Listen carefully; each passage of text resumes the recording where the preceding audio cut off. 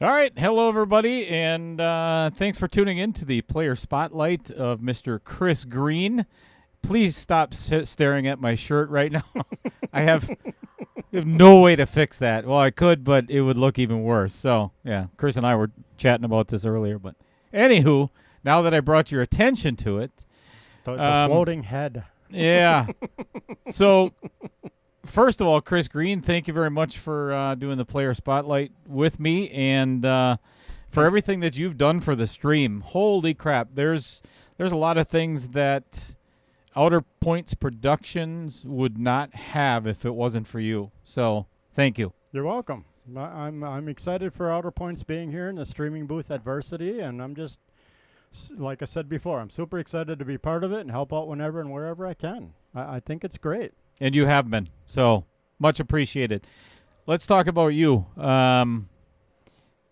Grew up where? Grew up in Neenah. Still living in Neenah.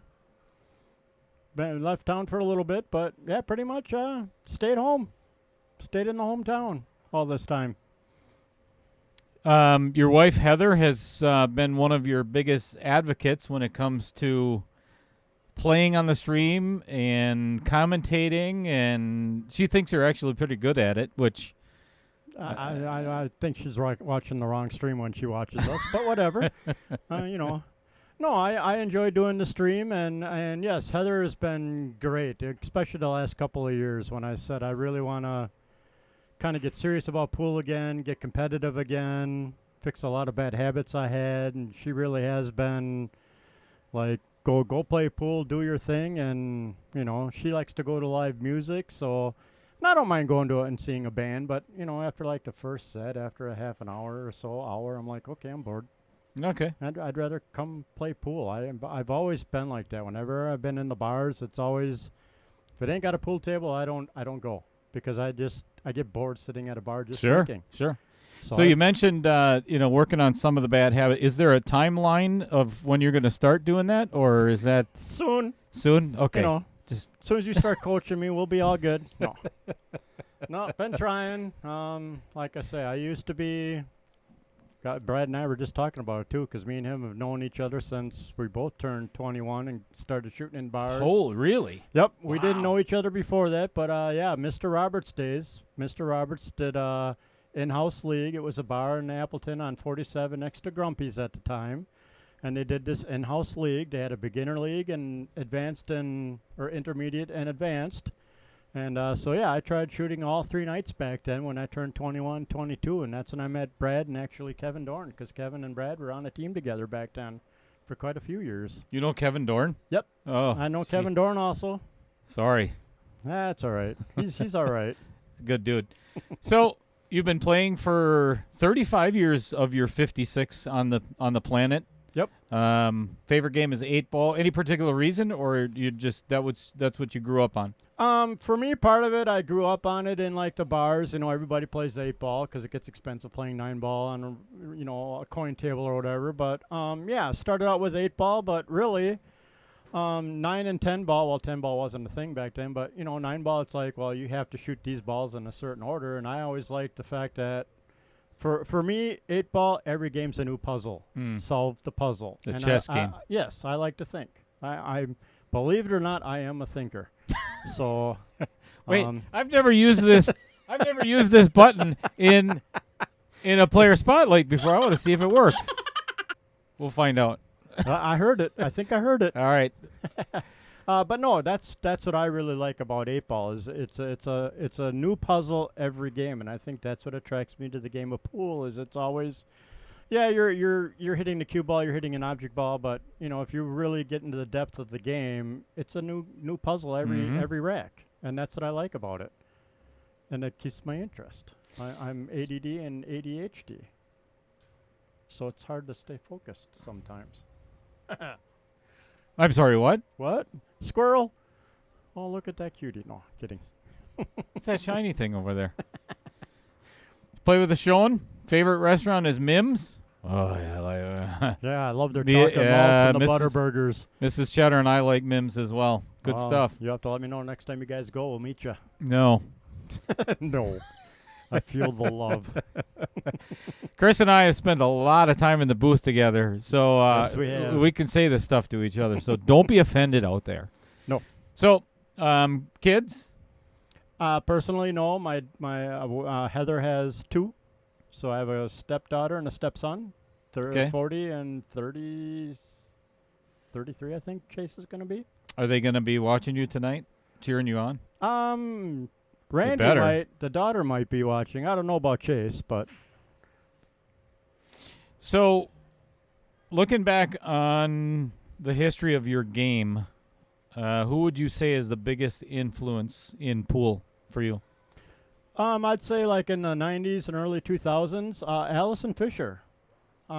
She always dominated the women's pool tournament, so I'm like, she's got to be doing something right. So I always liked her fundamentals, and back in the 90s, I tried to truly, really slow my game way down and try and have that kind of preciseness in my pre-shot routine. So She's my favorite too. like her. lately, I would say probably like as much as I hate to say it, I like both Josh Filler? Filler Sure. and Fedor Gorse's games, along with Shane Van Boning, obviously. But no, I'd really say the person I admired the most first as a professional was actually Allison Fisher, because she just dominated for 10 years. Yeah. I mean, nobody could touch her. She was the snooker queen for a long time in Yes. Europe too. So And like on ESPN on Sundays, like Heather, my wife, is a huge football fan, and I'm like, good, you watch football? I'm going to go downstairs and watch ESPN, and the women's pool players tournaments usually were on. Heck so that was yeah. another part of it. You didn't get a lot of the guys on ESPN back then. So that was probably part of it too. But yeah, Allison Fisher for me, to be honest. So, outside of pool, what would you say is you have any other hobbies other than wrecking your motorcycle? Heather and I love to motorcycle. We also have a boat, so we enjoy boating in the summer. Where do you golf. normally go? We used to go to the Chain of Lakes. Had some Wapaka. friends. Yep, Yeah. up in Wapaka when we first got our boat. Too and then- crowded. Yes, it got too crowded, and the last few times I was there, this is 4 or 5 years ago already, but the last few times we were there, I actually got in fights trying to get the boat out on the boat landing launch. Yeah.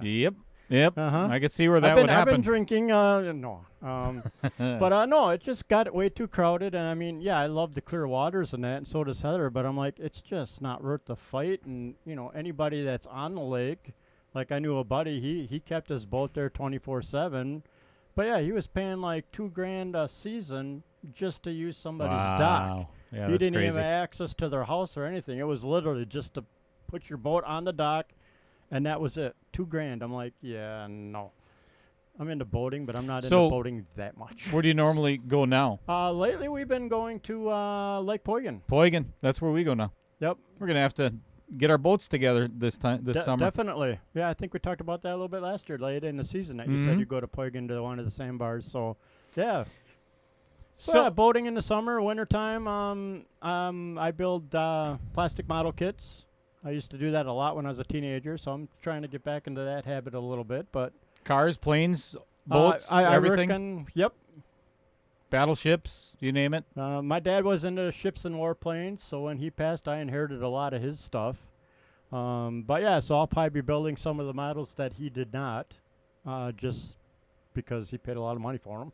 Sure. But yeah, I've been mostly cars.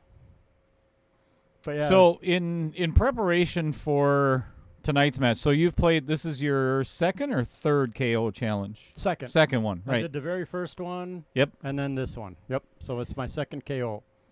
Do you get nervous at all? Or Yes. okay. Is Very there anything nervous. that you do in particular that you bring yourself to a level of nervousness where you can compete, or is it a big challenge for you to do that? It's actually with this KO, every match it's been getting a little easier. Like my first one, I was super nervous. I had a few shots to try and calm my nerves.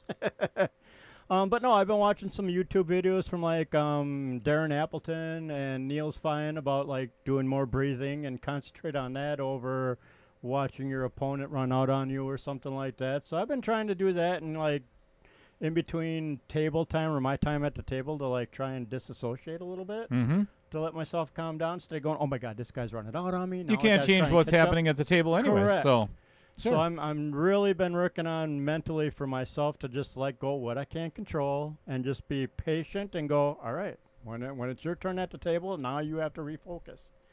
And so I've been really over the last couple of years I've really been working on physical fundamentals and resetting them, not popping up anymore, smooth my stroke out. But really the biggest thing for me the last 4 or 5 years in tournaments has been my mental attitude. You know, I like it.